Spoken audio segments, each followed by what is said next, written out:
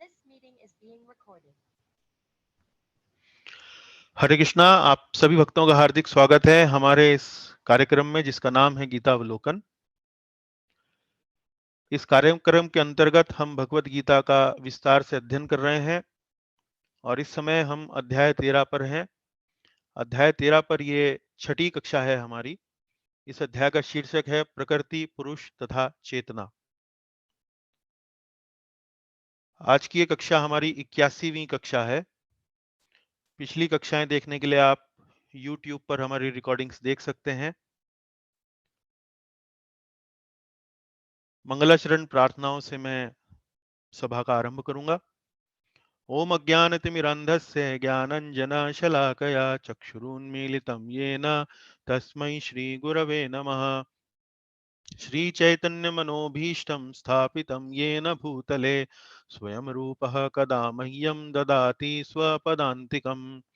वन्देऽहं श्रीगुरोः श्रीयुतपदकमलं श्रीगुरून् वैष्णवांश्च श्रीरूपं साग्रजातं सहगणरघुनाथान्वितं तं सजीवम् साद्वैतं सावधूतं परिजनसहितं कृष्णचैतन्यदेवं श्रीराधाकृष्णपादान् सहगणललिता श्रीविशाखान्वितांश्च। हे कृष्ण करुणा सिंधो दीनबंधो जगत्पते गोपेश गोपिका कांत राधा कांत नमोस्तुते। तप्त कांचन गौरांगी राधे वृंदावनेश्वरी वृषभानुसुते देवी प्रणमामि हरिप्रिये। वाञ्छाकल्पतरुभ्यश्च कृपा सिन्धुभ्य एव च पतितानां पावनेभ्यो वैष्णवेभ्यो नमो नमः। जय श्री कृष्ण चैतन्य प्रभु नित्यानंद श्री अद्वैत गदाधर श्रीवासादि गौर भक्त वृंद। हरे कृष्णा कृष्ण कृष्ण हरे हरे हरे राम राम राम हरे हरे।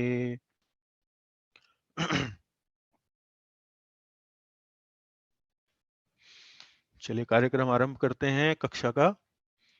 तो ये अध्याय 13 का अवलोकन मानचित्र आप देख रहे हैं और हमने अब तक इस मानचित्र के अनुसार अध्याय 13 में लगभग लगभग 7 विषयों पर जो चर्चा हुई है, 7 अलग अलग बातों पर जो चर्चा हुई है, उसमें से पहले 6 विषय यहाँ से लेके यहाँ तक 13.01 से लेके 13.26 तक, इन सभी पर अपनी चर्चा हमने पूरी कर ली है।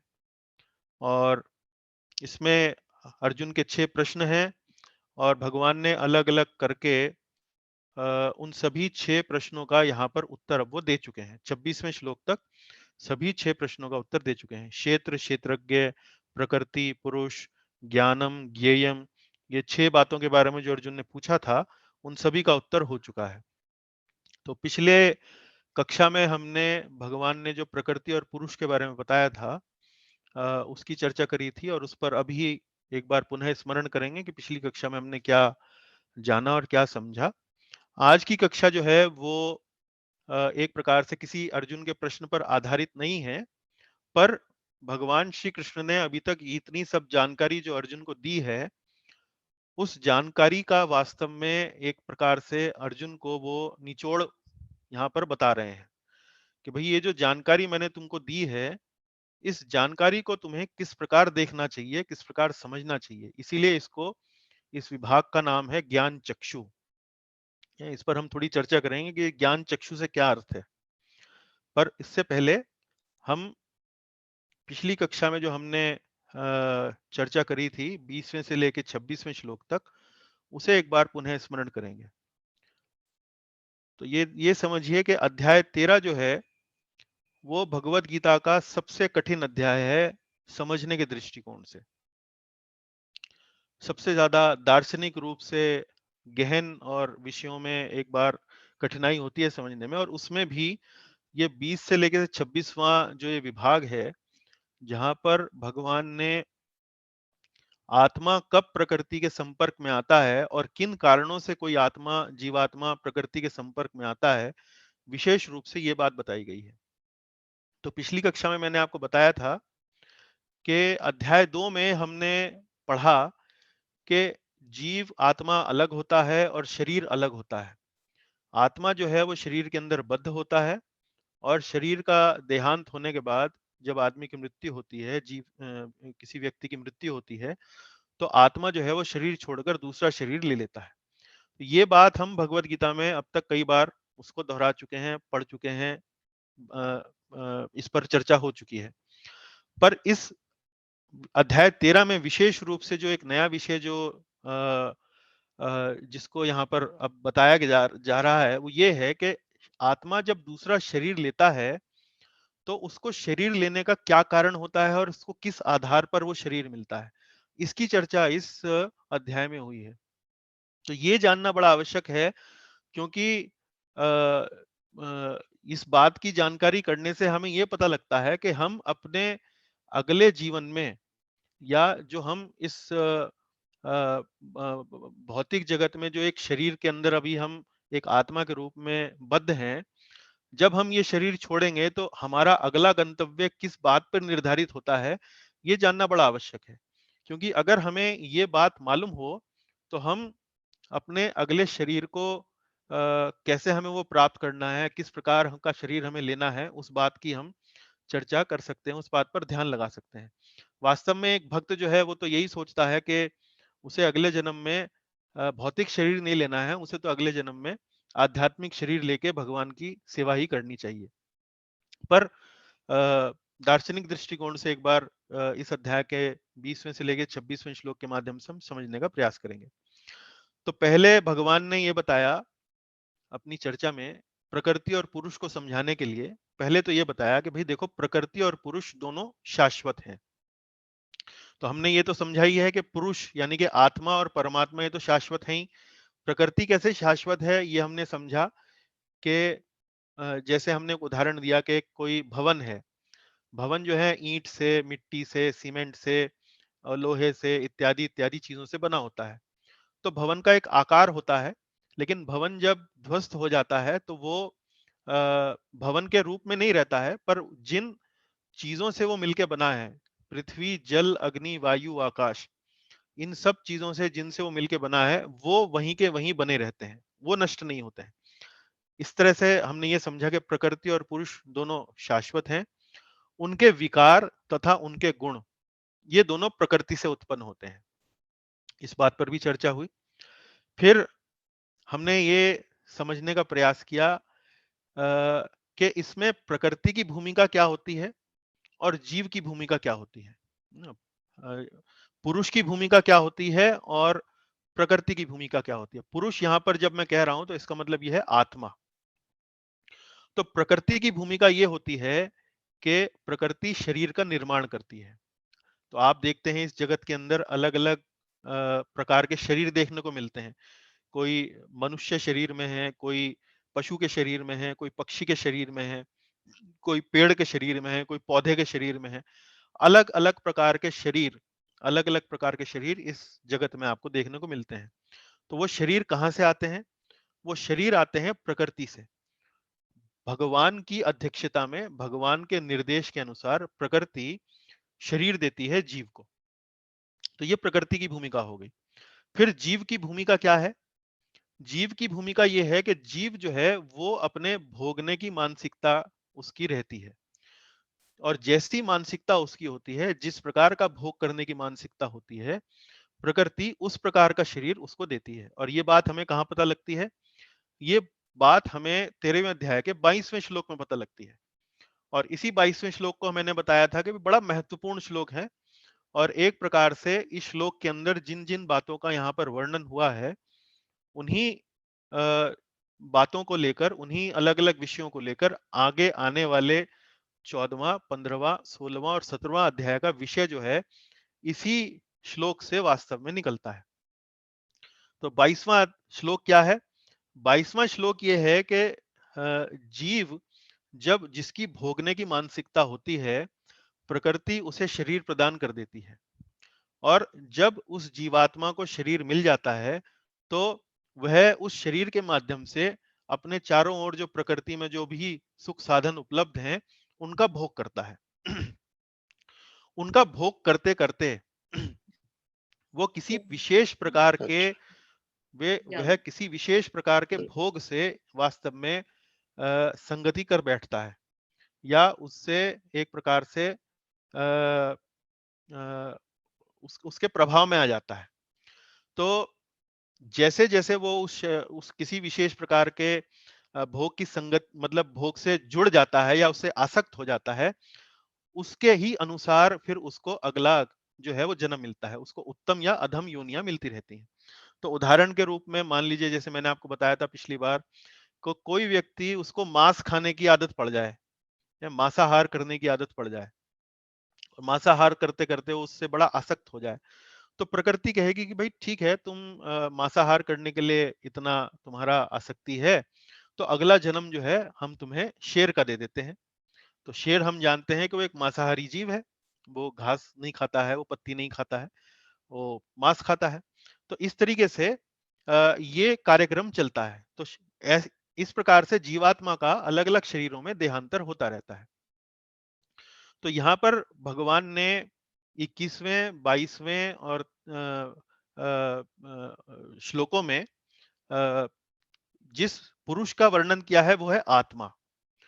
और फिर अब भगवान परमात्मा के विषय में बता रहे हैं। वो भी एक पुरुष है लेकिन वो दूसरे प्रकार का पुरुष है। तो उसके बारे में बताते हुए कहते हैं कि ये जो पुरुष है, ये जो परमात्मा है, उसकी विशेषताएं क्या हैं? ये साक्षी है, ये अनुमति देने वाला है, ये परम स्वामी है, ये परम भोक्ता है।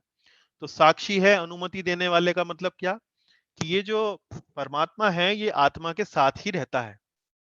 आत्मा के सारे कार्यकलाप देखता है, उसका साक्षी बनता है और आत्मा कोई भी कार्य करता है तो उसकी अनुमति जो है वो परमात्मा उसको प्रदान करते हैं। तो इस तरीके से ये परमात्मा के विषय में बताते हैं। फिर भगवान अर्जुन से कहते हैं कि भाई देखो, जो व्यक्ति इस जानकारी को समझ लेता है कि पुरुष कौन है, प्रकृति क्या है और ये गुणों का क्या इसके अंदर रोल है, क्या उसके अंदर उसकी उनका भागीदारी है। तो ऐसा व्यक्ति जब इन सब चीजों को समझने लगता है, इनकी आपस में जो जिस प्रकार से ये एक दूसरे के साथ व्यवहार करते हैं, प्रकृति, पुरुष और आत्मा, उन सब चीजों को जब समझने लगता है तो ऐसे व्यक्ति का फिर पुनर्जन्म नहीं होता है। और फिर अ, परमात्मा को जानने की विधियों के बारे में उन्होंने बताया कि भाई देखो 3 प्रकार के योग हैं, ध्यान योग, ज्ञान योग और कर्म योग, है ना? तो हमने इन सब योगों के बारे में भगवत गीता में अलग-अलग समय पर विस्तार से आपको समझाया है। ये जो वर्तमान में जो ये अध्याय चल रहा है, इसमें हम ज्ञान योग के बारे में विशेष रूप से उस माध्यम से भगवान को समझने का प्रयास कर रहे हैं। और फिर अंत में 26वें श्लोक में भगवान श्री कृष्ण कहते हैं देखिए ये 3 विधियां तो हैं ही, पर इनके अलावा एक अन्य विधि भी है और ये जो अन्य विधि है ये विशेष रूप से उन लोगों के लिए बहुत विशेष रूप से लाभदायक है जो वास्तव में ज्ञान में या बुद्धि में बहुत आगे बढ़े चढ़े हुए नहीं है। तो प्रभुपाद जी ने इस श्लोक के तात्पर्य में बड़ा अच्छे से बताया है कि देखिए आधुनिक जगत के लोगों के लिए ये श्लोक बड़ा महत्वपूर्ण है। और इसमें जिस विधि का वर्णन हुआ है उसमें यह है कि किसी जानकार व्यक्ति से, किसी सिद्ध व्यक्ति से जो आत्म साक्षात्कार में सिद्ध है, भगवान के विज्ञान में जिसको जानकारी है, ऐसे प्रामाणिक व्यक्ति से जब हम श्रवण करते हैं और भगवान के बारे में जानने का प्रयास करते हैं, तो इस विधि से भी हम परमात्मा को जान सकते हैं। तो श्रवण से भक्ति के द्वारा। तो आप देख सकते हैं कि ज्ञान योग के विभाग में भी भगवत गीता में भक्ति का पूरा-पूरा यहाँ पर उल्लेख जगह-जगह पर किया गया है। तो चलिए आज हम अगला अपना पड़ाव लेते हैं जिसमें इस अध्याय का अंतिम विभाग 27वें से लेकर 35वें श्लोक में यहाँ पर ज्ञान चक्षु के बारे में अब भगवान बता रहे हैं। अच्छा, पहले इस अध्याय के अलग-अलग श्लोकों का वर्णन करने से पहले हम ये समझेंगे कि भाई इस विभाग को ज्ञान चक्षु क्यों क्या कहा गया है। तो देखिए चक्षु जो हैं वो क्या कार्य करते हैं? चक्षु का अर्थ होता है आंखें। चक्षु का अर्थ होता है आंखें। आंखों से हम देखते हैं। आंखों से हम देखने का कार्य करते हैं और जब हम किसी चीज को देखते हैं, किसी बात को हम जब देखते हैं, तो हम उससे ज्ञान लेते हैं, उससे जानकारी लेते हैं। तो एक तो ये जो भौतिक आंखें हैं, इनसे हम देखने का कार्य करते हैं।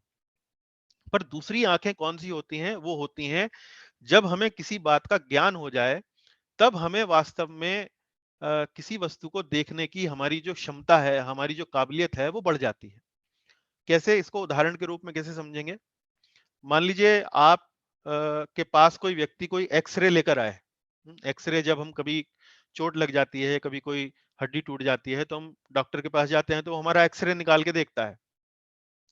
तो एक्स-रे के माध्यम से मान लीजिए अगर कोई व्यक्ति आपके सामने कोई एक्स-रे लेकर आए और यदि आपने मेडिकल साइंस की कोई आपने पुस्तक नहीं पढ़ी है, कोई आपको जानकारी नहीं है, तो आप एक्स-रे अपनी भौतिक आँखों से देखेंगे तो सही, लेकिन उनको देखने के बाद आपको कुछ समझ में नहीं आएगा कि ये इसमें क्या बात लिखी है, क्या बात ये बताना चाह रहा है, नहीं। पर जब आपने किसी व्यक्ति ने अगर मेडिकल साइंस के पढ़ाई करी है, उसने ऑर्थोपेडिक्स की बहुत अच्छे से जानकारी ली है, उसने पढ़ाई करी है, तो जब उसके सामने आप एक्स-रे लेकर आएँगे तो वो आपको कई बातें उस एक्स-रे को देख के बता बता सकता है। तो इसका अर्थ यहाँ क्या है? तो ज्ञान चक्षु का यहाँ अर्थ ये है कि भगवान श्री कृष्ण अर्जुन को कह रहे हैं कि भई देखो, मैंने तुम्हें इन 6 विषयों के बारे में जानकारी दी। प्रकृति, पुरुष, क्षेत्र, क्षेत्रज्ञ, ज्ञान और ज्ञेयम्।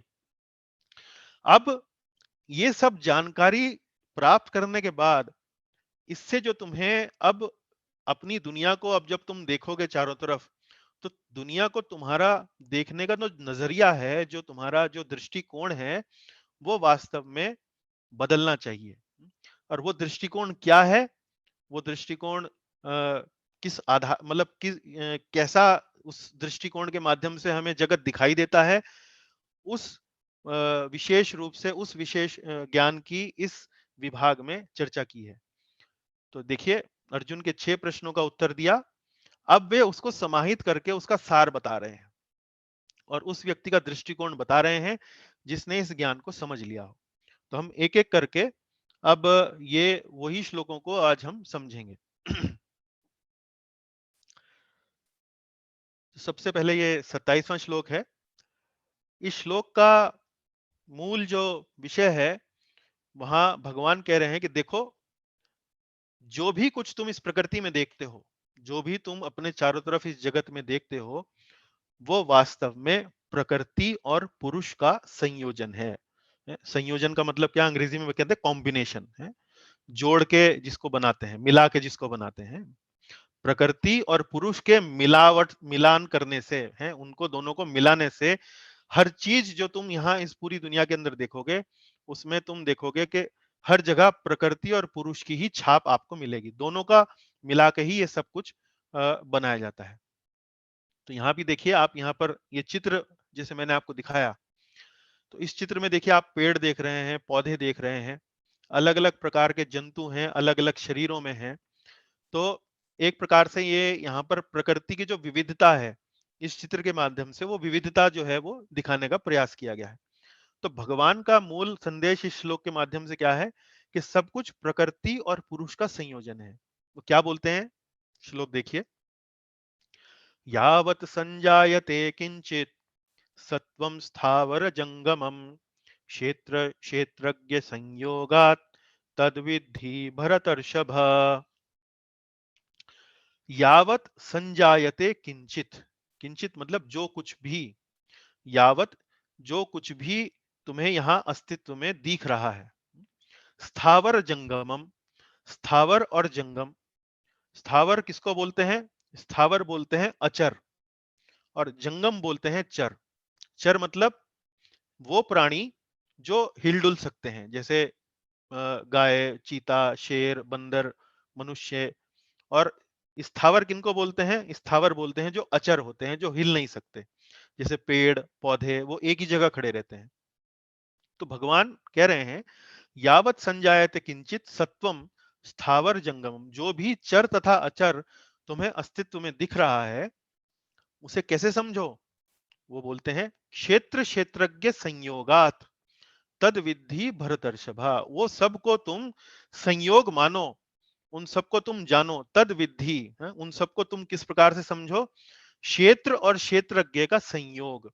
हे भरतर्षभ, हे भरतवंशी, हे भरतवंशियों में श्रेष्ठ अर्जुन, ये जो सब कुछ तुम्हें इस जगत में दिख रहा है उसको तुम क्षेत्र और क्षेत्रज्ञ का संयोग मात्र समझो। अब देखिए भगवान श्री कृष्ण ने ये जितने भी विषयों पर यहाँ पर अब चर्चा करी है, आपने देखा कि अध्याय 13 में उन्होंने कई कई बातों का वर्णन किया है, जैसे 5 कर्मेंद्रियां हैं, 5 ज्ञान इंद्रियां हैं, इत्यादि इत्यादि कई चीजें उन्होंने बताई। ज्ञान के अलग अलग उन्होंने विधियां बताई, प्रकृति, पुरुष, क्षेत्र, क्षेत्रज्ञ, ज्ञान, ज्ञानम। यहाँ पर भगवान श्री कृष्ण इतना सब कुछ बताने के बाद उसको बहुत सरल तरीके से बता रहे हैं कि देखो इतना सब बताया है, लेकिन मोटा मोटा ऊपरी तौर पर आप इन सब चीजों को क्षेत्र और क्षेत्रज्ञ का संयोग समझ सकते हो। तो उदाहरण के रूप में उसको कैसे समझेंगे? देखिए जो कुछ भी आप इस जगत में देखते हैं वो दो चीजों से मिलके बना है, आत्मा, परमात्मा तथा प्रकृति। प्रकृति मतलब प्रकृति के क्या अवयव हैं? जल, अग्नि, पृथ्वी, वायु, आकाश, मन, बुद्धि, अहंकार। इस प्रकार से ये जितने भी भौतिक तत्व हैं, और ये आध्यात्मिक तत्व कौन से हो गए? आत्मा, परमात्मा। कुछ भी आप इस जगत के अंदर देखते हैं वो इन्हीं दोनों का संयोजन है। उसको उदाहरण से कैसे समझेंगे? देखिए यदि आपके सामने मैं कोई पेंटिंग रख दूं, तो पेंटिंग जब आप देखते हैं तो वो उससे आपको क्या समझ में आता है? भाई अगर कोई पेंटिंग है तो वो पेंटिंग अपने आप तो बनी नहीं, कहीं हवा में तो बनी नहीं, कहीं कोई अचानक से तो वो कहीं किसी ने उसके ऊपर रंग नहीं करा। उसको रंग किसने करा? उसको रंग करने वाला कोई व्यक्ति होगा, कोई महिला होगी, कोई पुरुष होगा, कहीं ना कहीं किसी ना किसी ने तो बनाया होगा। तो पेंटिंग क्या है? पेंटिंग जब आप देखते हैं तो उसमें क्या है? एक कैनवस है, किसी कोई पेंटिंग का ब्रश होगा, कोई रंग होंगे, तो रंगों से, कैनवस से, ब्रश से वो पेंटिंग बनी। तो ये सब क्या है? ये है प्रकृति। और जो बनाने वाला है, जिसने उसकी कल्पना करी कि भाई यहाँ पर किस प्रकार का रंग भरा जाए, ये पेंटिंग कितनी बड़ी हो, है इसमें किस प्रकार का चित्रण किया जाए, ये सोचने विचारने वाला कौन है? ये है पुरुष, ये है आत्मा। तो एक जब आप पेंटिंग देखते हैं तो ये स्पष्ट हो जाता है कि भाई देखिए ये प्रकृति और पुरुष के संयोजन से ही बना है। इसी प्रकार से मान लीजिए कोई भवन है, कोई किसी का मकान है, कोई इमारत है। अब वो मकान है, इमारत है, वो वास्तव में कहीं अपने आप तो नहीं बनी। वो किसी व्यक्ति ने उसका प्लान किया होगा, आर्किटेक्ट को बुलाया होगा, हिसाब किताब लगाया होगा, श्रम किया होगा, पैसा खर्चा किया होगा, जब ही वो कहीं जाके कोई इमारत बनी है। तो जो इमारत में जो सामान लगा वो तो हो गया प्रकृति, और उसके बनाने वाला वो हो गया पुरुष। तो इस तरीके से प्रकृति और पुरुष, तो ये आत्मा और प्रकृति को लेकर ये बात समझ सकते हैं। इसी प्रकार से परमात्मा को लेकर कैसे समझेंगे? कि हम ये देखते हैं कि भाई इस पूरे ब्रह्मांड में अनेक अनेक ग्रह हैं, आकाश में इतने चंद्र हैं, नक्षत्र हैं, तारे हैं, सूर्य हैं, ये कहां से आए? तो ये भी परमात्मा और प्रकृति के संयोजन से ये बने हैं। परमात्मा ने बनाए हैं, प्रकृति के प्रकृति में जो अवयव हैं उनका प्रयोग करते हुए परमात्मा ने ये सब चीजें बनाई हैं। तो इस तरीके से भगवान सबसे पहले अर्जुन को एक ये ज्ञान चक्षु मतलब देखने का दृष्टिकोण देख रहे हैं कि चारों तरफ ये जो तुम सब देख रहे हो, इसको अगर बिल्कुल सरल तरीके से समझाएं तो ये प्रकृति और पुरुष, या ये कहिए क्षेत्र और क्षेत्रज्ञ का संयोग मात्र है। उनके मिलान से ये सब चीजें बनती हैं। अच्छा, इस प्रकार का दृष्टिकोण जब होता है, जब हम हर चीज को प्रकृति और पुरुष के संयोजन के रूप में देखने लगते हैं, तो हमारे अंदर किस प्रकार का भाव उत्पन्न होता है, या किस प्रकार का भाव उत्पन्न होना चाहिए? वो है समता का भाव। समता मतलब समान रूप से देखने का भाव। हम्म, तो समान रूप से देखने का भाव जो उत्पन्न होता है, तो उसका ऐसे व्यक्ति का दृष्टिकोण क्या होता है? जब हर व्यक्ति हर वस्तु को प्रकृति और पुरुष के संयोजन के रूप में, या क्षेत्र या क्षेत्रज्ञ के संयोजन के रूप में देखने लगे, तो उसके दृष्टिकोण में बदलाव क्या आता है? तो उस दृष्टिकोण का विवरण यहाँ 28वें श्लोक में किया गया है। तो यहाँ भगवान कहते हैं, समम सर्वेषु भूतेषु तिष्ठन्तं परमेश्वरं विनश्यत् विनश्यत् विनश्यत्स्व विनश्यन्तं यः पश्यति स पश्यति, विनश्यत्स्व विनश्यन्तं यः पश्यति स पश्यति। देखिए सबसे पहले तो अंतिम लाइन देखिए, यह पश्यति स पश्यति, तो ऐसा देखने वाला वास्तव में देखता है, ऐसा देखने वाला वास्तव में देखता है। मतलब इस प्रकार से अपनी दुनिया को, इस जगत को जो समझ सकता है, वही वास्तव में सही मायने में जगत को समझ रहा है। अब वो कैसे देख रहा है उसका वर्णन देखिए, पहली यहाँ पर पंक्तियों में लिखा गया है, समम सर्वेषु भूतेषु तिष्ठन्तं परमेश्वरम। समभाव से जो समस्त जीवों में परमेश्वर को देखता है। समम सर्वेषु भूतेषु, सर्वेषु भूतेषु मतलब सभी भूतगणों में, सभी प्राणियों में, समम समान रूप से, तिष्ठन्तम परमेश्वरम। अब यहां प्रभुपाद जी ने अपने तात्पर्य में परमेश्वर का जो अर्थ किया है वो दोनों प्रकार से किया है, एक तो आत्मा के रूप में और एक परमात्मा के रूप में। आत्मा का मतलब अलग अलग जो जीवात्माएं हैं जो अलग अलग शरीर में विद्यमान है, और परमात्मा मतलब भगवान या परमेश्वर जो इन आत्माओं के साथ विराजमान रहता है हर शरीर में। तो परमेश्वरम को यहाँ आप परम ईश्वर अर्थात भगवान के रूप में भी ले सकते हैं, परमात्मा के रूप में भी ले सकते हैं, और परम ईश्वरम को आप उस प्रकार से भी ले सकते हैं कि ये शरीर से परे है। परम, परम का दो अर्थ होता है। परम का एक तो मतलब होता है सबसे ऊंचा, सबसे बड़ा, परम, और परम का एक अर्थ ये भी होता है इसके परे, इसके आगे। तो जब हम परम का अर्थ ये लेते हैं इससे आगे, तो परमेश्वरम शब्द का अर्थ आता है शरीर से आगे है। शरीर से आगे क्या है? शरीर से आगे वास्तव में आत्मा है। आत्मा आध्यात्मिक होती है, शरीर भौतिक होता है। तो इस प्रकार से प्रभुपाद जी ने यहाँ परमेश्वरम शब्द के दो अर्थों के अनुसार यहाँ पर पहली पंक्ति का अर्थ ये किया है, समभाव से जो समस्त जीवों में परमेश्वर को देखता है जो आत्मा के बराबर में ही उपस्थित रहता है? विनश्यत्स्व विनश्यंतम, और यह समझता है कि ना तो आत्मा ही और ना ही परमात्मा कभी नष्ट होता है, नष्ट तो मात्र शरीर होता है। विनश्यस्व विनश्य अविनश्यंतम, विनश्यत्सु अविनश्यंतम।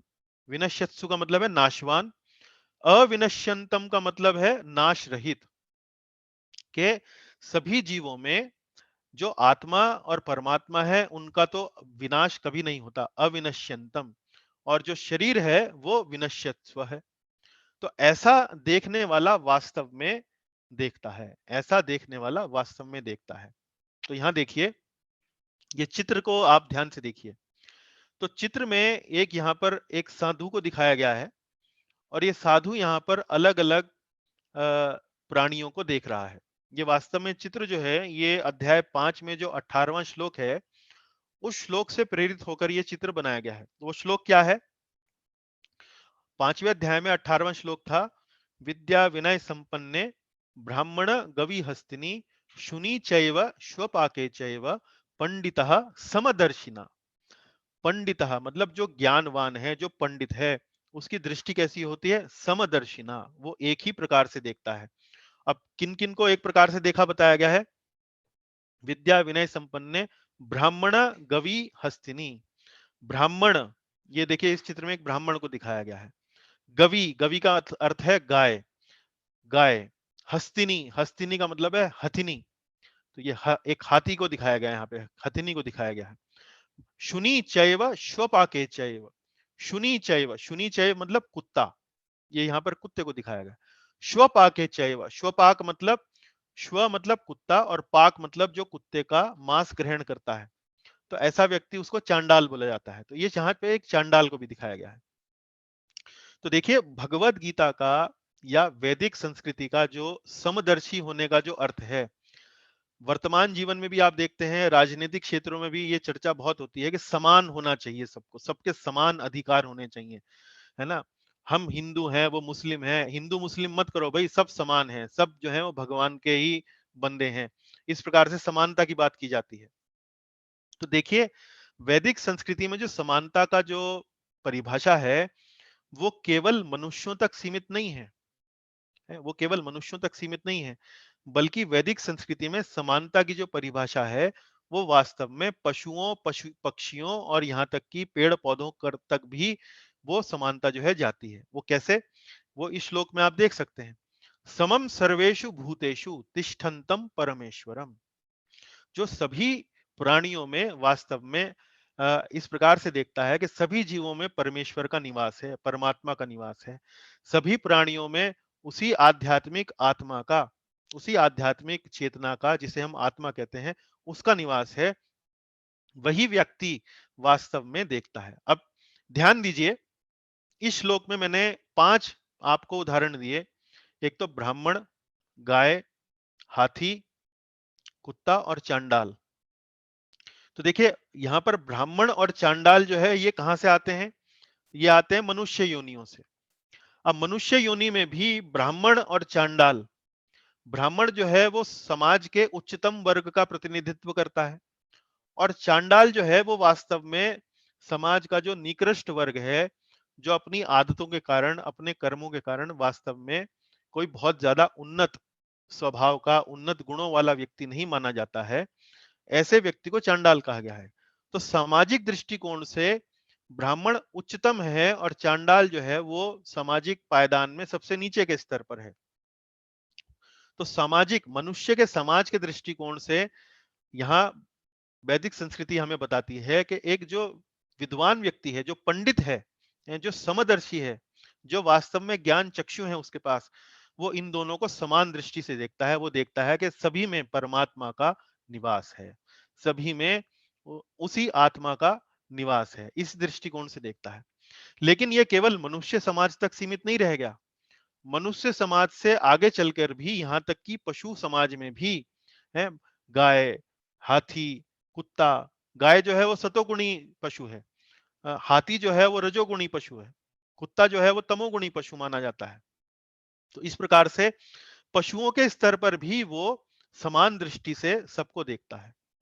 तो ये वास्तव में आप देखिए कि वैदिक संस्कृति में जो समता का जो परिभाषा है, वो केवल मनुष्य समाज तक सीमित नहीं रहती है, बल्कि उससे आगे भी जाती है। क्योंकि इससे पिछले श्लोक में बताया भगवान ने, हर हर चीज को, हर वस्तु को आप इस प्रकार से देखें कि वो प्रकृति और पुरुष, क्षेत्र और क्षेत्रज्ञ का संयोजन है।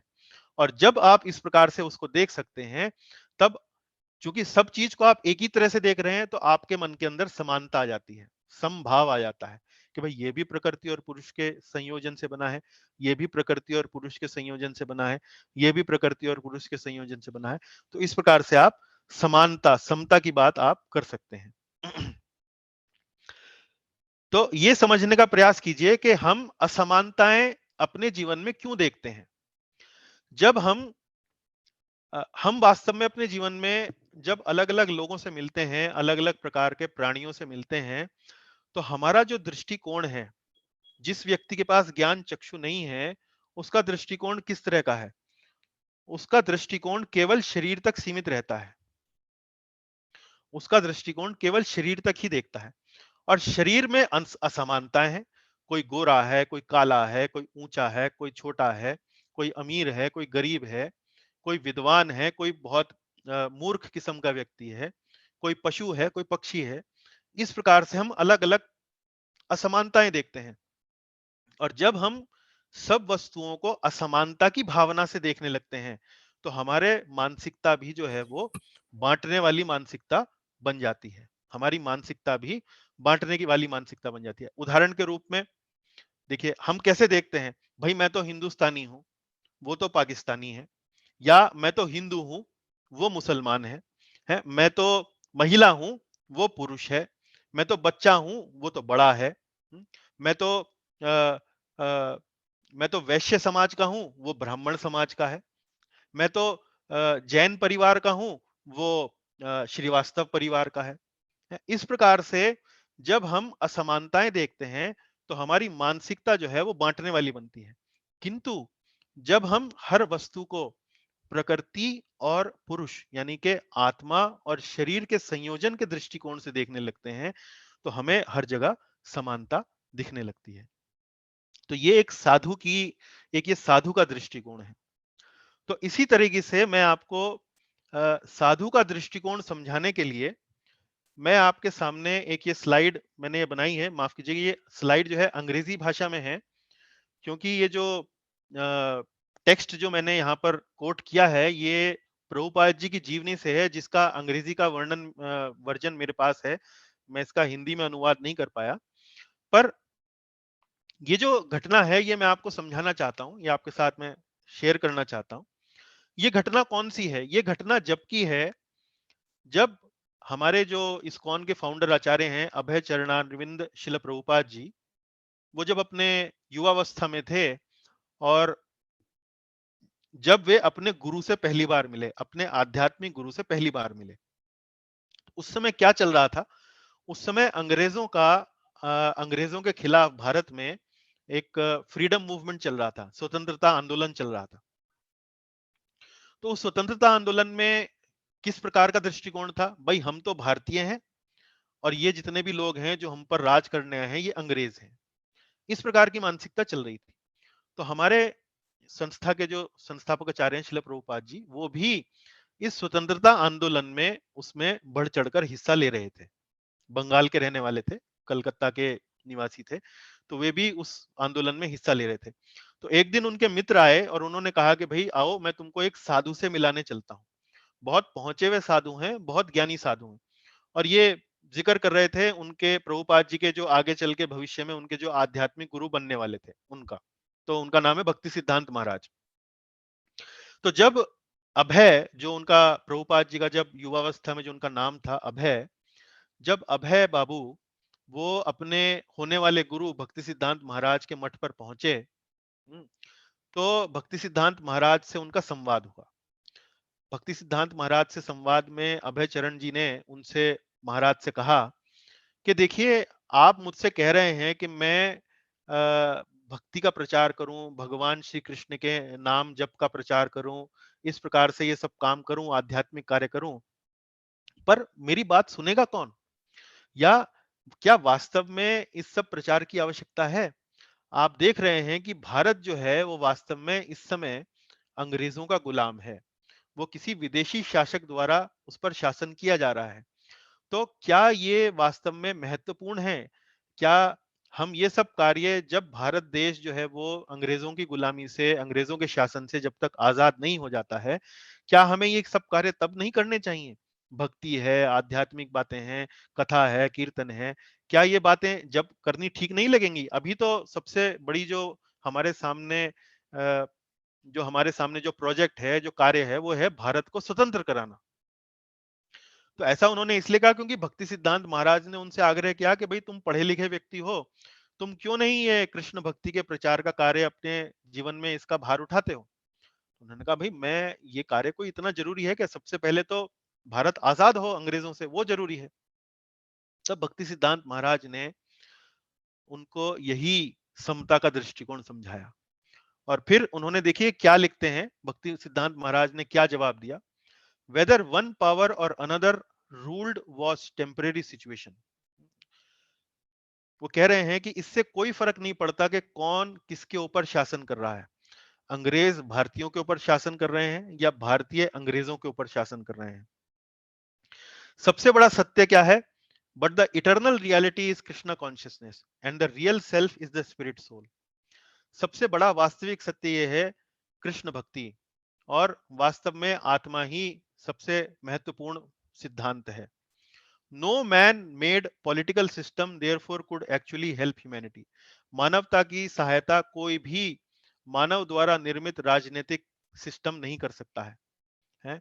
यही वैदिक साहित्य में हमें बताया गया है, यही हमारे जो महान वैष्णव आचार्य हैं उन्होंने भी बताया है। उनके अनुसार हर व्यक्ति वास्तव में भगवान का सेवक है, और जब तक कोई भी व्यक्ति अपने आप को एक शरीर के रूप में समझता रहेगा और ये सोचता रहेगा कि मैं तो इस देश का हूं और मैं इस देश की पूजा उपासना करूंगा, तब तक वह भ्रमित रहेगा। तो यही बात देखिए यहाँ पर भक्ति सिद्धांत महाराज क्या बता रहे हैं, यही वो उसी वैदिक संभाव का यहाँ पर उनको वर्णन कर रहे हैं। देखो, अपने आप को देश की सीमाओं से जुड़कर जोड़कर मत देखो। जब तुम सिर्फ अपने आप को देश की सीमाओं से जोड़कर देखोगे, तो तुम्हारे मन में मानसिकता जो होगी वो बंटवारे की होगी, विघटनकारी होगी, बांटने वाली होगी। तुम ये सोचोगे कि मैं तो हिंदुस्तानी हूं, ये वास्तव में अंग्रेज हैं, वो पाकिस्तानी हैं, वो बांग्लादेशी है, या वो अमरीकी है, वो ऑस्ट्रेलिया का है, इस प्रकार से देखोगे। हमारे देखने का दृष्टिकोण क्या होना चाहिए? हम सभी वास्तव में ईश्वर की संतान हैं। Everyone is eternal servant of God, शाश्वत संतानें हैं। और जब सब लोग इस दृष्टिकोण से देखने लगेंगे, तभी वास्तव में सही मायने में इस पूरी दुनिया के अंदर वास्तव में सुख शांति आ सकेगी। Real welfare work, whether individual, social और political, should help prepare a person for his next life and help him re-establish his eternal relationship with the Supreme. हर व्यक्ति जब इस भावना से कार्य करेगा, इस भावना से अपना जीवन निर्वाह करेगा, तभी वास्तव में सही मायने में सही परोपकार का कार्य हो सकेगा। तो ये जो चर्चा है वो मैं इसलिए कर रहा हूं आपको समझाने के लिए कि वास्तव में जब आप वैदिक साहित्यों का अध्ययन करते हैं, आध्यात्मिक बातों का अध्ययन करते हैं, तब आपका दृष्टिकोण या हमारा दृष्टिकोण भी इस प्रकार का बनने लगता है कि हम चीजों को आत्मा और प्रकृति, इन दोनों के संयोजन के रूप में देखते हैं, जिसमें आत्मा शाश्वत है और शरीर जो है वो नाशवान है। चलिए अब आगे चलते हैं। अब इस श्लोक में क्या बताया गया है कि भाई देखिए, ये जो समता का दृष्टिकोण है, जिसकी चर्चा 28वें श्लोक में हुई, ये जो समता का दृष्टिकोण है, ऐसा परिपक्व दृष्टिकोण रखने का परिणाम क्या होता है, इसका असर क्या होता है, उसके बारे में बता रहे हैं।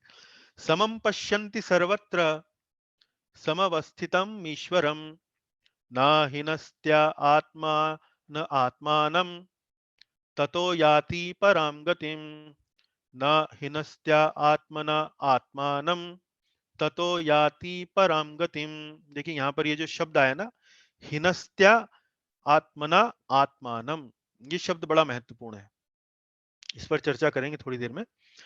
पर यहां पहली पंक्ति से समझिए, समम पश्यन्ति सर्वत्र समवस्थितम ईश्वरम। परमात्मा को सर्वत्र तथा प्रत्येक जीव में समान रूप से स्थित देखता है। कौन देखता है? जिसका समता का जो दृष्टिकोण है, वो क्या देखता है? परमात्मा को सर्वत्र देखता है तथा प्रत्येक जीव को समान रूप से स्थित देखता है।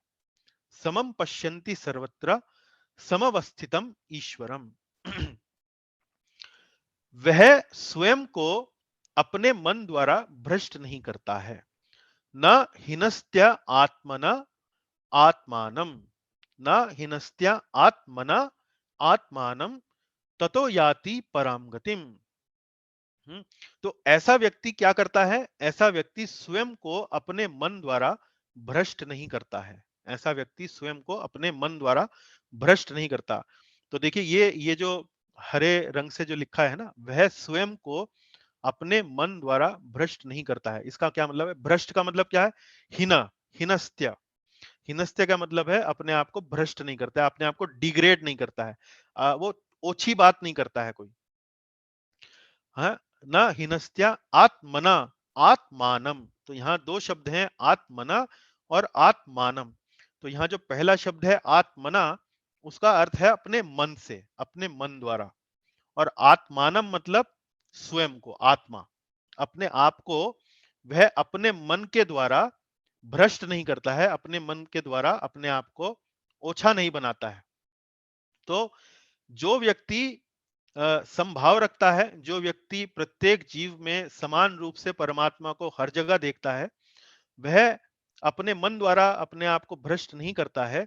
और ऐसा व्यक्ति ततो याति पराम गतिम, ऐसा व्यक्ति वो दिव्य गंतव्य को प्राप्त करता है। उसका जो जो उसका जो आगे का जो उसको डेस्टिनेशन मिलता है, जो गंतव्य मिलता है, जो अगला शरीर मिलता है, वो दिव्य होता है। दिव्य का मतलब इस भौतिक जगत से परे।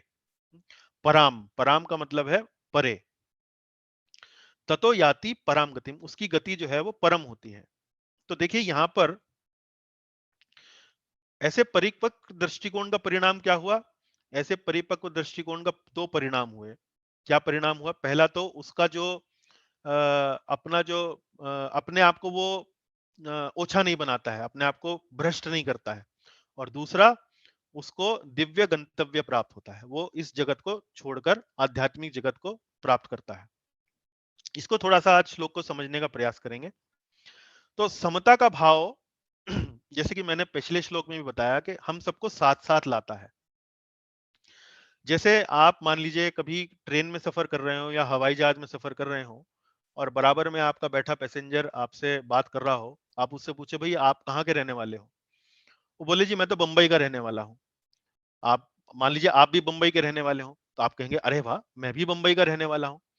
तो इसमें क्या होता है, जब हम देखते हैं कि सामने वाले व्यक्ति में और हमारे वाले हम में कोई समानता है, तो तुरंत एक योग, तुरंत एक कनेक्शन बनता है, एक जुड़ाव बनता है।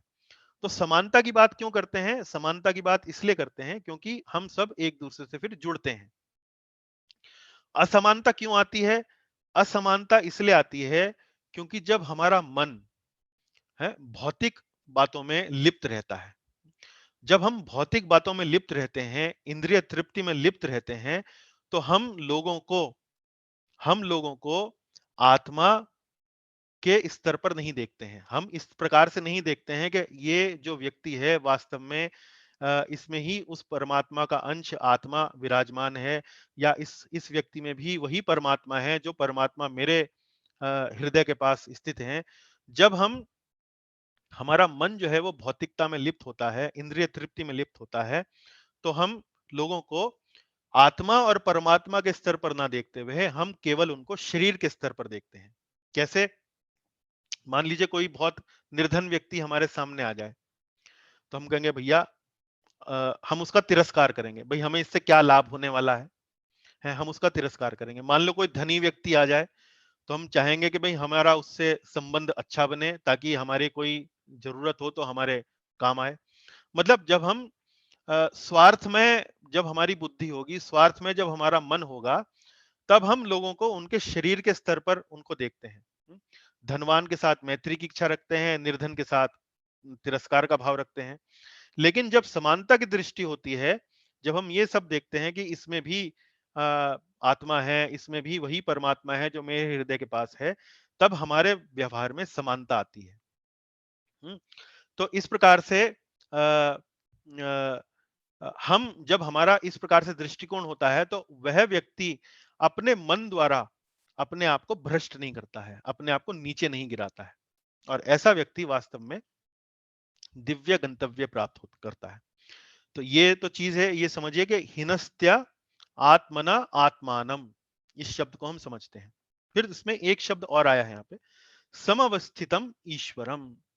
समवस्थितम ईश्वरम मतलब परमात्मा को सर्वत्र देखता है, हर जगह परमात्मा है, परमात्मा हर जगह मेरे साथ हैं, परमात्मा हर जगह मेरे ऊपर नजर बनाए हुए रखे हैं, मेरे साक्षी हैं। वो इस प्रकार से देखता है, तो वह भी व्यक्ति जो है वो अपने मन को, अपने को भ्रष्ट नहीं करता है और दिव्य गंतव्य प्राप्त करता है। तो इसको मैं एक उदाहरण से समझाना चाहूंगा। आप कल्पना कीजिए कि आप एक कपड़ा बेचने वाले की दुकान पर एक कर्मचारी हैं। इस दुकान पर रेडीमेड गारमेंट्स जो हैं वो बिकते हैं, या साड़ी है, या बच्चों का या अलग अलग प्रकार के परिधान जो है वहां पे बिकते हैं। और आपका यहाँ पर रोल क्या है? एक कर्मचारी का रोल है। आपको जो ग्राहक आता है उसको कपड़े दिखाने हैं। अब मान लीजिए कई बार ग्राहक जब दुकान पे आते हैं, तो कई ग्राहक जो हैं बड़े कठिन होते हैं, वो पूरी दुकान खुलवा देते हैं। भाई ये भी दिखाओ, वो भी दिखाओ, ये तो थोड़ा छोटा है, इसका तो रंग थोड़ा हल्का है, इसका रंग थोड़ा तेज है, ये थोड़ा महंगा है, वो भी दिखाओ, ये भी दिखाओ। तो कई बार जब कर्मचारी इस प्रकार के ग्राहकों से सामना करता है, तो वो चिड़चिड़ा हो जाता है। वो सोचता है कि यार इसको लेना वेना तो कुछ है नहीं, और पूरी दुकान खुलवा दी है, और पूरी दुकान खुलवाने के बाद ये यहाँ से चला जाएगा, और मेरी इसने क्या नाम यहाँ पर रेल लगा दी। इस प्रकार की मन में उस व्यक्ति के भावना आ सकती है। है। पर ये व्यक्ति अगर समझदार है, तो वो किस प्रकार से सोचेगा? वो ये सोचेगा कि भाई इससे क्या फर्क पड़ता है कि ये क्या मेरे साथ व्यवहार कर रहा है। मेरी तनख्वाह इस व्यक्ति से नहीं आती है। मेरी तनख्वाह कहाँ से आती है? मेरी तनख्वाह तो वो मालिक जो वहां उस तरफ कोने में कैश काउंटर पे बैठा है, मेरी तनख्वाह तो उससे आती है। और वो मालिक देख रहा है कि मैं कैसा व्यवहार कर रहा हूं। मैं इस ग्राहक को कैसे आज यहाँ पर इसको मैं उसके साथ व्यवहार कर रहा हूँ। यदि मैं इस ग्राहक से खींचता हूँ, इससे चिड़चिड़ा होता हूँ, तो वो मालिक जो है वो तुरंत इस बात को नोटिस करेगा और मेरा जो वेतन बढ़ना है या जो मेरी जो पदोन्नति होनी है, उस पर इसके उसके मन में मेरी एक अच्छी भावना नहीं जाएगी, मेरे लिए अच्छी भावना नहीं जाएगी कि ये तो बड़ा जल्दी उखड़ जाता है, ये तो सही व्यवहार नहीं करता है, इस प्रकार से। तो इसी प्रकार से जो व्यक्ति हर सामने वाले व्यक्ति में हाँ, परमात्मा का वास देखता है, आत्मा का वास देखता है, एक संभाव रखता है। वो हमेशा इस बात को समझता है कि भाई देखिए परमात्मा हमें हर वक्त देख रहे हैं। जैसे सीसीटीवी कैमरा देखता है, ऐसी परमात्मा भी हमें हर समय देख रहे हैं। वो ये देख रहे हैं कि मैं अपने साथी जो ये जीव हैं, जो प्राणी हैं, उसमें पशु भी आ गए, पक्षी भी आ गए, मनुष्य भी आ गए, उनके साथ में कैसा व्यवहार कर रहा हूँ। तो इस प्रकार का भाव जब उस व्यक्ति के मन में होता है, परमात्मा को वो हर जगह देखता है, तो वह स्वयं को अपने मन द्वारा भ्रष्ट नहीं करता है। वो ये जानता है कि यदि मैं अपना व्यवहार अच्छा रखूंगा, तो भगवान मुझसे प्रसन्न होंगे और उनकी प्रसन्नता ही वास्तव में मेरे लिए सही मायने में मेरे जीवन की सफलता है। तो ये ऐसे परिपक्व दृष्टिकोण का ये परिणाम होता है। चलिए आगे चलते हैं। अब देखिए हमने आत्मा और परमात्मा के आधार पर समता की बात कर ली, पर ये जो ज्ञान चक्षु वाला व्यक्ति है, ये प्रकृति को कैसे देखता है? अब 30वें श्लोक में ऐसे सच्चे दृष्टा का दृष्टिकोण, ऐसे ज्ञान चक्षु वाले व्यक्ति का दृष्टिकोण प्रकृति को लेके क्या है? तो देखिए भगवान कहते हैं, प्रकृत्येव च कर्माणि क्रियमाणानि सर्वशः यः पश्यति तथात्मानं कर्तारं सह पश्यति। यह पश्यति स पश्यति। देखिए वही पंक्ति जो यहाँ पर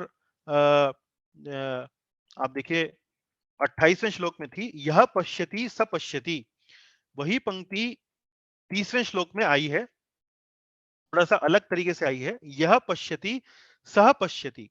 कौन ऐसा कौन है जो वास्तव में यथार्थ में देखता है? वो है प्रकृत्येव च कर्माणि क्रियमाणानि सर्वशः। सभी भौतिक सभी भौतिक सभी भौतिक कर्म शरीर द्वारा संपन्न होते हैं, जिसे प्रकृति रचती है। इसको समझने का प्रयास कीजिए। यहां पर ये कह रहे हैं, भगवान कह रहे हैं, प्रकृत्येव च कर्माणि क्रियमाणानि सर्वशः। जो कर्म किए जाते हैं वो आत्मा नहीं करता है, वास्तव में कौन करती है? प्रकृति करती है। हमने देखिए 5वें अध्याय में आपको बताया था कि आत्मा के स्तर पर कार्य क्या होता है? आत्मा के स्तर पर कार्य होता है इच्छा करना। प्रकृति के स्तर पर कार्य क्या होता है? प्रकृति के स्तर पर कार्य होता है उस इच्छा को वास्तव में मूर्त रूप देना, उसको संभव बनाना।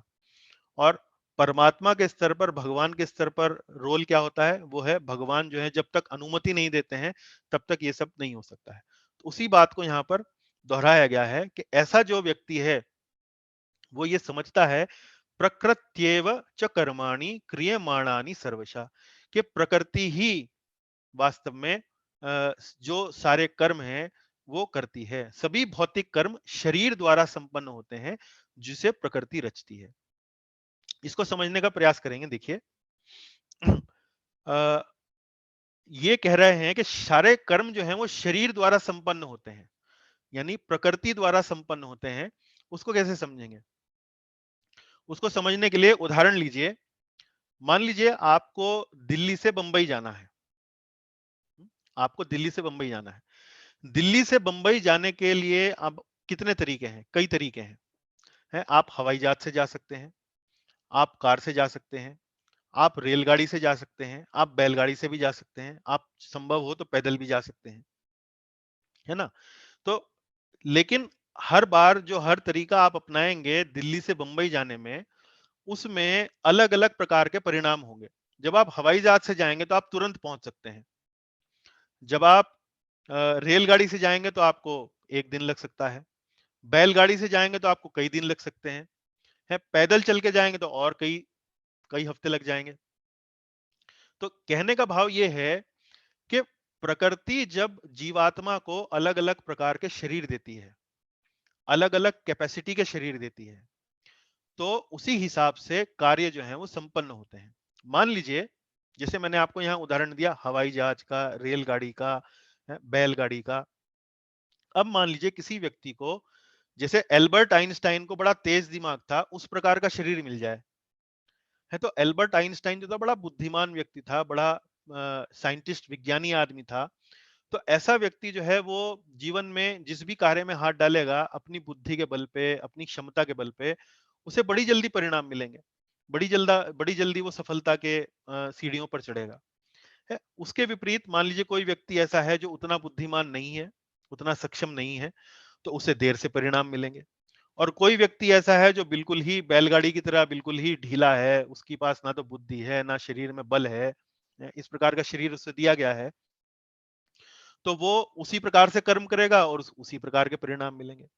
तो देखिए वही चीज यहाँ बताई गई है कि शरीर के द्वारा भौतिक कर्म संपन्न होते हैं, और ये शरीर कहाँ से मिलते हैं? ये शरीर मिलते हैं प्रकृति से। तो प्रकृति हर व्यक्ति के कर्मों के अनुसार अलग-अलग प्रकार के शरीर देती है।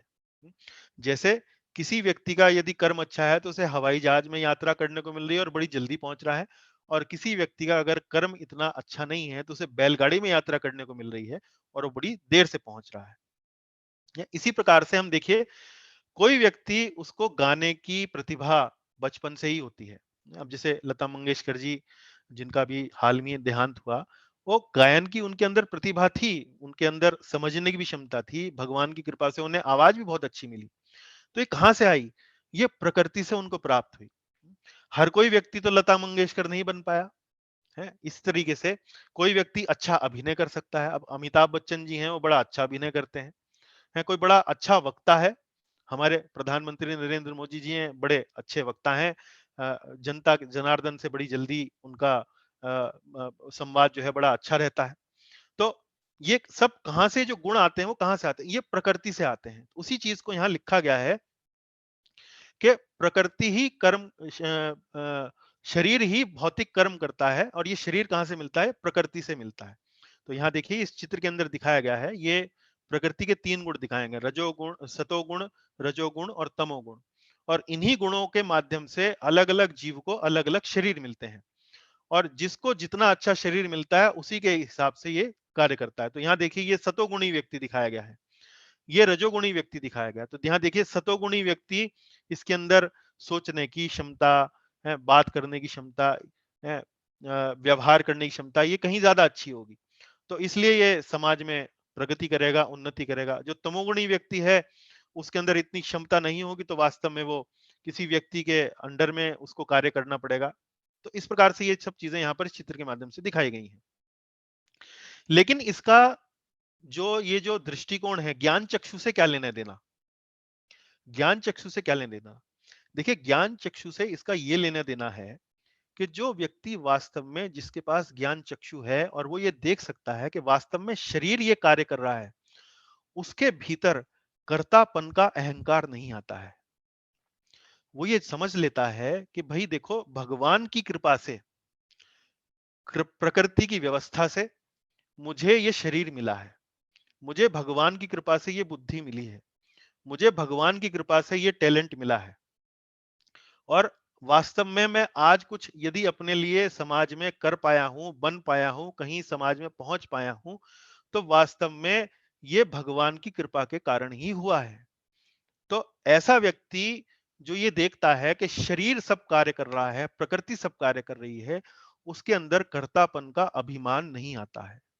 इसके विपरीत वो व्यक्ति जो इस बात को नहीं समझ पाता है, वो किस प्रकार से सोचता है, अरे भाई ये तो मेरी ही अपनी बुद्धिमानी थी, ये तो मेरे ही अंदर गायन का जो एक गुण जो है मेरे अंदर है, उसी के माध्यम से, उसी की वजह से आज मैं इस मकाम पर पहुंच पाए हूं अपने अपनी जिंदगी के अंदर। तो ऐसा व्यक्ति सोचता है कि ये वास्तव में उसके कारण हो रहा है। लेकिन जो व्यक्ति ज्ञान चक्षु वाला है वो ऐसा नहीं सोचता है। वो हर बात को, हर शरीर को भी वो ये सोचता है कि वो भगवान की कृपा से उसको शरीर मिला है, तो उसके अंदर कर्तापन का अहंकार नहीं आता है। तो ये ज्ञान चक्षु है, आत्मा, परमात्मा और शरीर, इनका ज्ञान मिलने पर ये ज्ञान चक्षु जो है वो खुलते हैं और हमारा आध्यात्मिक जीवन का जो कल्याण का जो रास्ता है, वो मार्ग हमारा प्रशस्त होता है। देखिए 31वें से लेके अब हम 35वें श्लोक तक थोड़ा सा तेज चलेंगे। इनमें कोई बहुत नई बातें नहीं बताई गई हैं, वही सब बातें एक बार को रिपीट करी गई हैं। 31वें श्लोक में ब्रह्म बोध के बारे में बताया गया है। तो 31वां श्लोक देखिए। 31वें श्लोक में यहाँ भगवान श्री कृष्ण बोलते हैं यदा भूत पृथक भावम एकस्थम मनुपश्यति तत एव च विस्तारम ब्रह्म संपद्यते तदा। यदा भूत पृथक भावम एकस्थम अनुपश्यति। यथा भूत पृथक भावम, पृथक भावम मतलब जो अलग अलग लोगों को, अलग अलग जीवों को अलग अलग भाव, पृथक भाव से, अलग अलग दृष्टिकोण से अनुपश्यति। अनुपश्यति मतलब शास्त्रों के ज्ञान द्वारा जब वो उनको देखता है। जैसे मैंने आपको एक्सरे का उदाहरण दिया था ना, जब आपको मेडिकल साइंस का ज्ञान हो जाता है तब आप एक्सरे देखते हैं, तब आपको एक्सरे देखने का एक एक विशेष आपको महारत हासिल हो जाती है। इसी प्रकार से वैदिक शास्त्रों के माध्यम से, आध्यात्मिक गुरुओं के माध्यम से जब हम देखते हैं तो उसको क्या बोलते हैं? अनुपश्यति।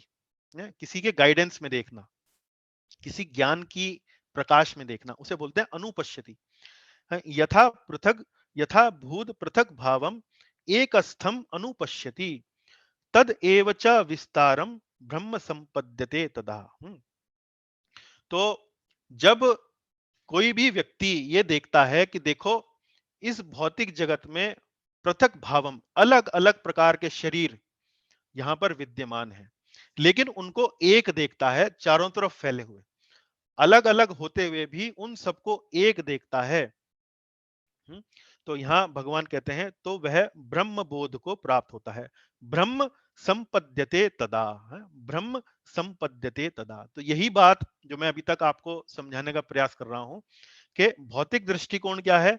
शरीर को अलग अलग तरीके से देखना। और आध्यात्मिक दृष्टिकोण क्या है? आध्यात्मिक स्वरूप को देखना कि ये आत्मा है, इसके आत्मा के साथ वही परमात्मा जो मेरे हृदय के पास है, जो मेरी आत्मा के साथ है, वही परमात्मा इसके साथ भी है। ये आध्यात्मिक तरीके से देखना है। तो यहां देखिए, ये जो चित्र मैंने यहां दिखाया है, ये चित्र श्रीमद् भागवतम में एक कथा आती है जड़ भरत की। और ये जड़ भरत कौन है? ये जड़ भरत महाराज भरत, जिनके नाम पर हमारे देश का नाम भारत पड़ा है, ये उन्हीं के अगले जन्मों में जो एक उनको जन्म मिला था जड़ भरत का, ये उनकी कथा है। तो महाराज भरत अपने जीवन के अंतिम समय में एक हिरण से आकर्षित हुए और फिर उनको अगला जन्म हिरण का मिला। पर चूंकि उनकी चेतना जो थी वो आध्यात्मिक थी, तो उन्हें शीघ्र ही अगला जो जन्म मिला वो किसी पशु योनि में नहीं मिला, उन्हें एक मनुष्य योनि में मिला। पर इस बार उनका नाम पड़ा जड़ भरत। तो ये जड़ भरत जो थे, इनको अपने पिछले जन्मों के बारे में मालूम था और बड़े ये आध्यात्मिक रूप से उन्नत व्यक्ति थे। तो वहां पर इनका शरीर बड़ा बलशाली था। तो एक बार वहां राज्य के जो राजा थे, जिनका नाम था रहुगण, रहुगण, उनकी पालकी उठाने का काम था। तो इनके जो पालकी उठाने वाले थे, उन्होंने जड़ भरत को देखा कि इनका शरीर बड़ा बलशाली है। वो जड़ भरत को उन्होंने एक तरफ लगा दिया कि भाई चलो महाराज की पालकी लेते हुए चलना है आपको। तो जब जड़ भरत और बाकी सब लोग महाराज की पालकी उठाकर चल रहे थे, तो सामने मार्ग में चींटियां थीं। तो जब भी चींटियां देखते तो जड़ भरत रुक जाते। अब जड़ भरत कभी चलते कभी रुकते, तो पालकी वालों को और महाराज को बड़े कष्ट होने लगा। तो पालकी वाले और महाराज जो थे वो जड़ भरत को गाली देने लगे, अरे भाई कैसे चल रहे हो, तुमको दिखाई नहीं देता, तुम ठीक से क्यों नहीं चल रहे हो? तो जड़ भरत की मानसिकता देखिए, ज्ञान चक्षु वाले व्यक्ति की मानसिकता देखिए। वो वहां पर जो छोटी सी एक चींटी भी चल रही थी, उस पर भी पैर नहीं रख रहे थे कि इसके अंदर भी उसी आत्मा का, उसी परमात्मा का निवास है। तो इस तरीके से वो चींटियों को शरीर के स्तर पर नहीं देख रहे थे, वो चींटियों को आध्यात्मिक स्तर पर देख रहे थे। और पीछे जो महाराज जो उनको गाली दे रहे थे, वो उनकी भी बात का बुरा नहीं मान रहे थे। तो वो महाराज को भी वास्तव में आध्यात्मिक दृष्टिकोण से देख रहे थे। तो ऐसा दृष्टिकोण जो है वास्तव में ब्रह्म बोध से प्राप्त होता है, आध्यात्मिक दृष्टिकोण से प्राप्त होता है। अब 32वें श्लोक में बताया गया है कि ब्रह्म बोध जिस व्यक्ति को हो जाए, वो आत्मा को कैसे देखता है। तो उसके अलग अलग विशेषण यहाँ पर 32वें श्लोक में बताए गए हैं। उसमें लिखा गया है, अनादित्वान निर्गुणवत निर्गुणवत निर्गुणत्वात् परमात्मा अव्ययम अव्यय शरीरस्थोपि कौन्तेय न करोति न लिप्यते। तो उसके अलग अलग चीजें बताई गई हैं, अनादित्वात्, निर्गुणत्वात्, परम, आत्मा, अवयम अव्ययः, इस प्रकार से। तो वो क्या है? अनादि का मतलब क्या है? जिसका कोई आदि नहीं है, जिसका कोई आरंभ नहीं है, मतलब शाश्वत है अनादि है। फिर निर्गुणत्वात्, निर्गुणत्वात् मतलब गुणों के परे है, यानी कि दिव्य है, इस भौतिक जगत से परे है, इस भौतिक जगत की नहीं है, भौतिक जगत से आगे की चीज है अविनाशी है, गुणातीत है, गुणों से परे है। तो ब्रह्म बोध प्राप्त व्यक्ति किस प्रकार से देखता है आत्मा को? इन विशेषणों के माध्यम से देखता है, जो यहाँ 32वें श्लोक में बताए गए हैं कि ये तो इस जगत की नहीं है, ये तो अविनाशी है, ये तो अनादि है। और फिर हालांकि ये आत्मा वास्तव में भौतिक शरीर में रहती है या भौतिक शरीर में रहता है? शरीरस्थोपि कौन्तेय, शरीर में रहता जरूर है यह आत्मा, लेकिन न करोति न लिप्यते, पर न तो कुछ करता है और न लिप्त होता है। न करोति न लिप्यते। तो न करोति का मतलब क्या? भाई देखिए, जो व्यक्ति जिसका दृष्टिकोण आध्यात्मिक हो चुका है, न करोति का मतलब, न करोति का अर्थ हुआ कि उसके ऊपर कर्म का कोई असर नहीं होता है, उसके अंदर कर्म कर्तापन का कोई भाव नहीं होता है, वो स्वार्थी नहीं होता है। न करोति, न करोति का मतलब जैसे मैंने पहले आपको बताया, कर्तापन का भाव नहीं होता है। और फिर न लिप्यते, अब जब उसके अंदर कर्तापन का भाव नहीं होता है, वो भगवान के शरणागत रहता है, भगवान के बताए हुए रास्ते पर चलता है, तो भाई वो न लिप्यते मतलब वो कर्म के बंधन में नहीं फंसता है न लिप्यते। उसके ऊपर कर्म के बंधन का कोई असर नहीं होता है। हालांकि शरीर में होता है, शरीर में गुणों का प्रभाव उसको भी, उसके ऊपर भी पड़ता है, लेकिन चूंकि उसके पास ज्ञान चक्षु होते हैं, ज्ञान चक्षु होने के कारण न करोति न लिप्यते, न कर्तापन का कोई भाव नहीं रहता है, अहंकार की भावना नहीं रहती है, और न ही वो कर्म बंधन में फंसता है। चलिए, अब यही जो न करोति न लिप्यते, इस बात को दो उपमाओं के माध्यम से 33वें और 34वें श्लोक में भगवान श्री कृष्ण अब अर्जुन को बता रहे हैं। तो यहाँ भगवान बता रहे हैं, आत्मा पदार्थ के साथ लिप्त नहीं होता है। 33वें श्लोक में कहते हैं, यथा सर्वगतम सौक्ष्म्यात् आकाशम नोपलिप्यते सर्वत्रावस्थितो देहे तथात्मा नोपलिप्यते।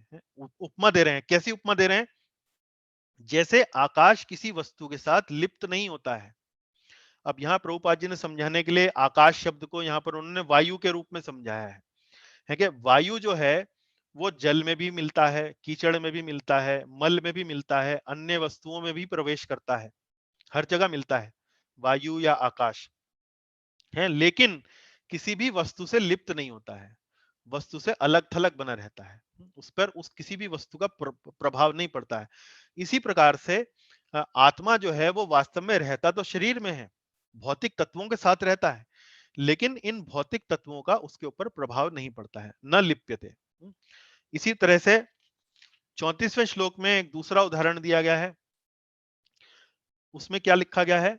यथा प्रकाशत्येकः कृत्स्नं लोकम् इमं रविः क्षेत्रं क्षेत्री तथा कृत्स्नं प्रकाशयति भारत। अब यहां बताया गया है कि देखो, ये जो आत्मा है जब वो शरीर में रहता है तो इसका प्रभाव कैसे पड़ता है?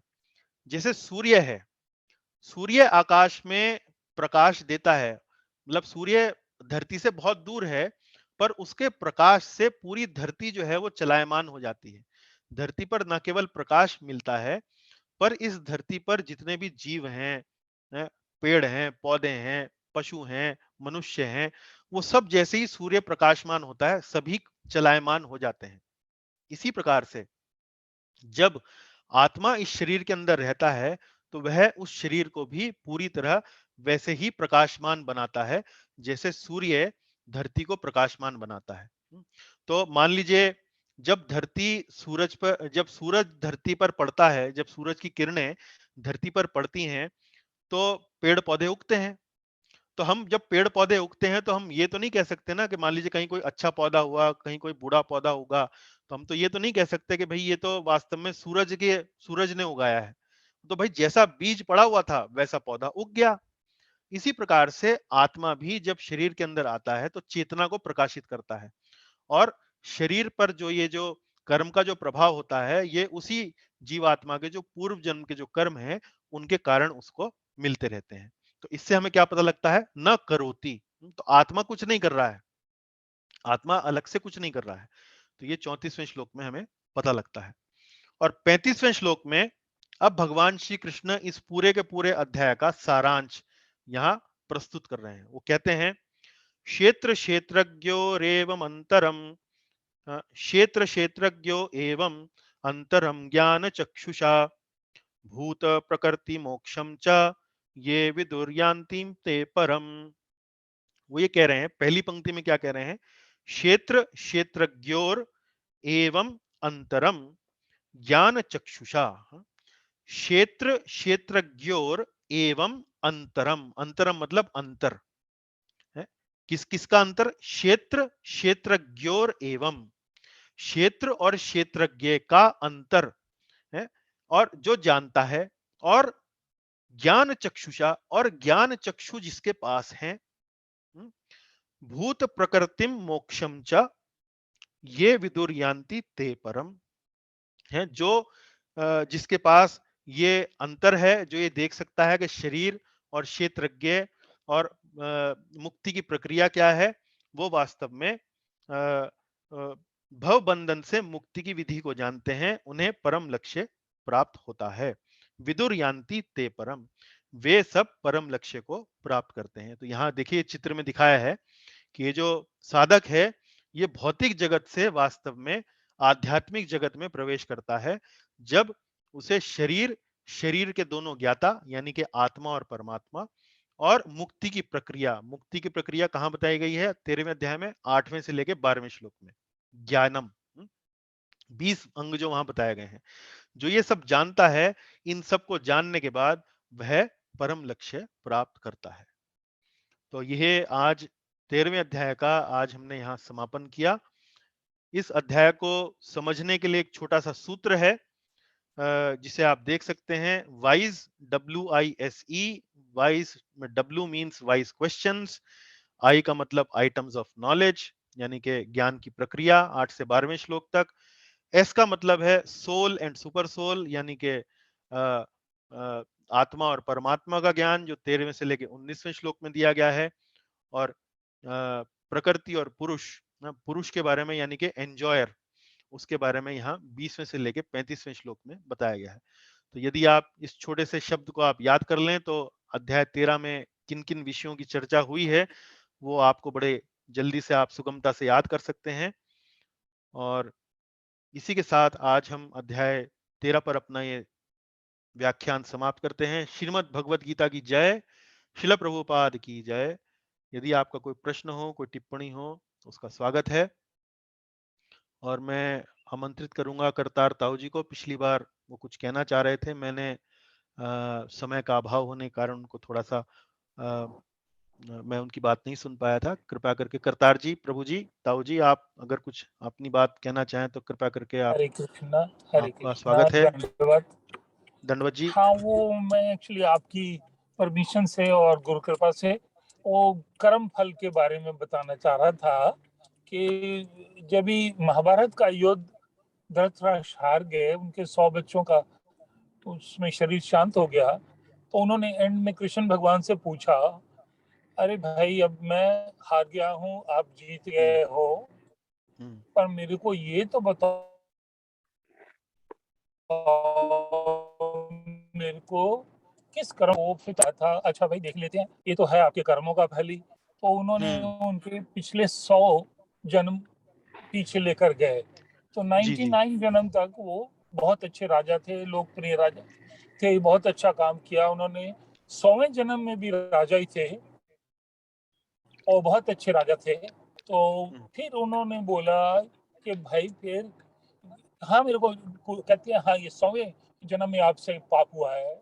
वो अपने साथियों के साथ जंगल में गए थे, थोड़ा सा कह लीजिए जो कुछ भी आनंद के लिए या कुछ शिकार करने के लिए, तो वहां बिछड़ गए, तो थक गए और बेहोश हो गए, एक पेड़ के नीचे बैठे थे।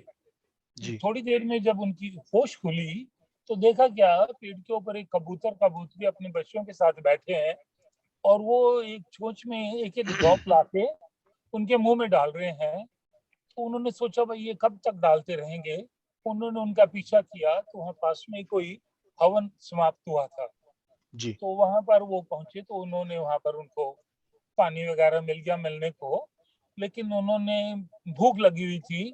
तो उन्होंने क्या किया, उनके दोनों के आंखों में वहां का जो राख था, शुद्ध राख थी, वो उन्होंने उनके दोनों कबूतर कबूतरी की आंखों में डाले और उन दोनों जी को वो मार के खा गए। जी जी जी फिर वो पेड़ तो पर उसका आए फल तो वहां उनको पर उसका 100 फल बच्चे उनको बैठे युद्ध के थे। रूप में अपने अपने बच्चों के वध के रूप में उनको देखना पड़ा फिर बाद में। जी जी जी, तो उन्होंने जी जी फिर जी एक और सवाल छोटा सा किया था, तो 100 बच्चों को भी आगे खा लिया उन्होंने। तो उन्होंने जी फिर जी बोला कृष्ण भगवान से, अरे भाई तो मेरे को 100 जन्म ही क्यों आपने राजा बनाया। तो फिर जी जी उन्होंने जी जवाब दिया कि भाई आपने इतने पुण्य कर्म किए कि आप 100 पुत्रों के अधिकारी बने, तब जी जाके जी आपको जी जी 100 पुत्रों की प्राप्ति हुई, चलिए फिर आपका पनिशमेंट, फिर आपको कर्मों का फल चलिए मिलेगा। तो चलिए इसीलिए बहुत ये बहुत है धन्यवाद कर्मों प्रभु का जी। फल। तो हाँ, जय गुरु अच्छा जी, चलिए जी दंडवत जी। दंडवत जी। चलिए अन्य कोई प्रश्न हो किसी का आज की कक्षा, पहले तो बताइए कि जय श्री सरल कृष्ण, लगी जय आप? श्री कृष्ण। हाँ माता जी बताइए। हाँ, अब आज का बहुत अच्छा रहा, लेकिन वॉइस का जरा वॉइस ना जो आपका जरा रिपीट करेंगे प्रभु जी। डब्ल्यू 22वां क्या है, श्लोक। क्या वॉइस डब्ल्यू क्या बोले, डब्ल्यू का क्या बोले आप? वाइस, अच्छा डब्ल्यू का मतलब हाँ है वाइस क्वेश्चंस। हाँ, और आई आई आई का? आई मतलब मैं स्लाइड आपको भेज दूंगा, आप देख सकती हैं। आई अच्छा का मतलब आइटम्स ऑफ नॉलेज। अच्छा अच्छा, आइटम ऑफ नॉलेज। और E? E for enjoyer, S for soul and super soul. हाँ, हाँ थैंक यू प्रभु जी, थैंक यू। धन्यवाद माता जी। हाँ जी चलिए अन्य कोई प्रश्न है, अन्य कोई आपका?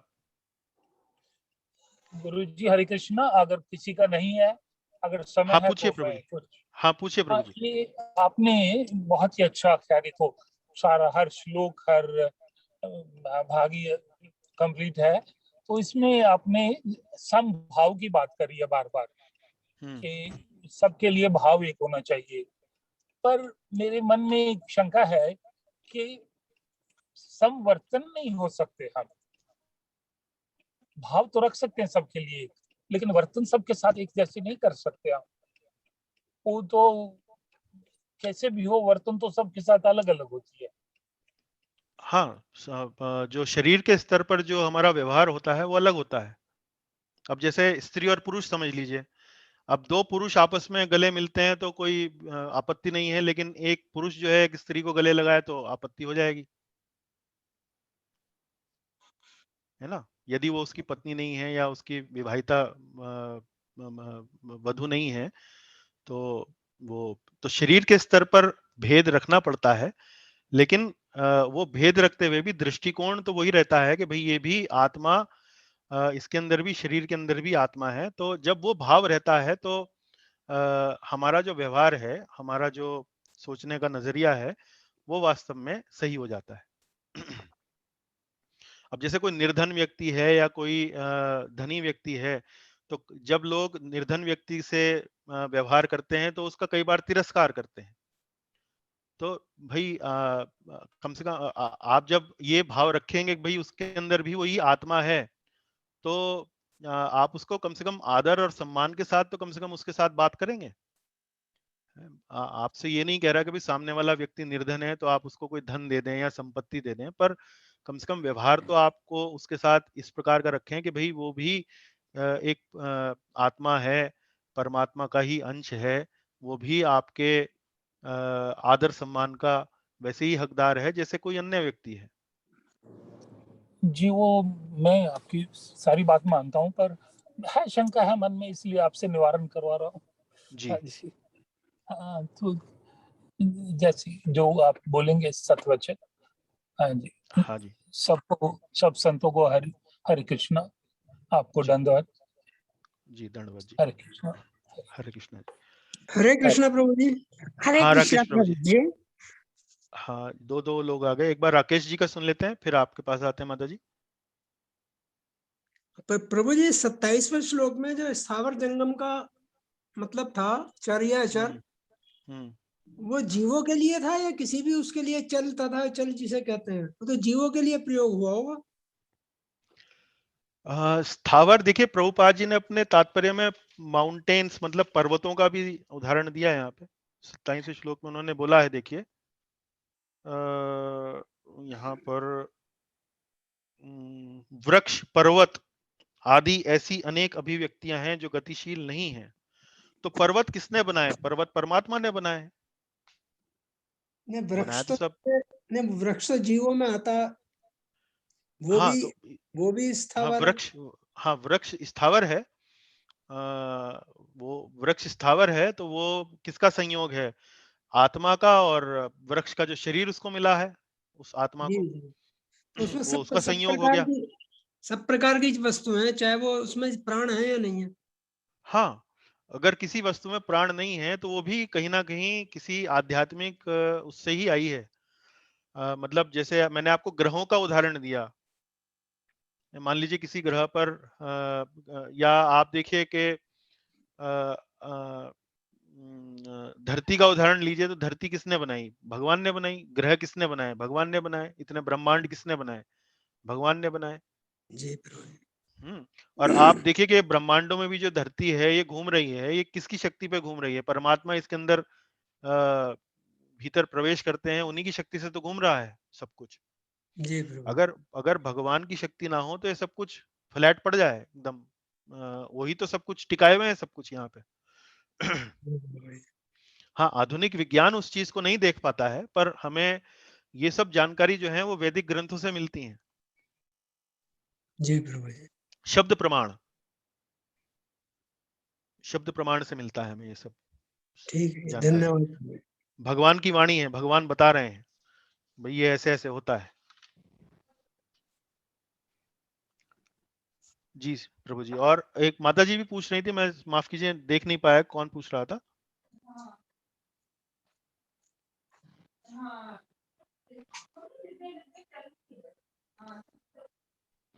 चलिए चलिए, अन्य कोई प्रश्न हो तो बताइए, नहीं तो फिर हम कार्यक्रम को आज हरे कृष्ण प्रभु जी, विश्राम करते हैं। दंडवत प्रणाम। हरे कृष्ण प्रभु जी। चलिए हरे हरे कृष्ण जी, हरे कृष्ण। कृष्ण, दंडवत जी, दंडवत जी, हरे हरे कृष्ण। बहुत ही हाँ जी, सुंदर। बहुत बहुत धन्यवाद। धन्यवाद आपका, आपने बहुत हरे ही कृष्ण। हरे कृष्णा, हरे कृष्णा माता जी। हरे कृष्ण। हरे थैंक यू जी, कृष्ण प्रभु जी। थैंक यू माता जी। हरे कृष्णा प्रभु जी।